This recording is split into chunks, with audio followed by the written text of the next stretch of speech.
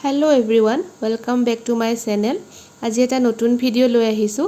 আমাৰ সকলোৰে অতি মৰমৰ শিল্পী অসমৰ হাৰ্টথ্ৰব জুবিন গাৰ্গৰ 18 নৱেম্বৰত বাৰ্থডে হয় আৰু তেওঁ বাৰ্থডে উপলক্ষে অৰ্থাৎ 17 নৱেম্বৰৰ দিনা মাদাৰ ওল্ড এজ হোমত গৈছিলে আৰু আইতাসকলৰ লগত তেওঁ আগতীয়াকৈ বাৰ্থডে সেলিব্ৰেশন কৰিছিলে।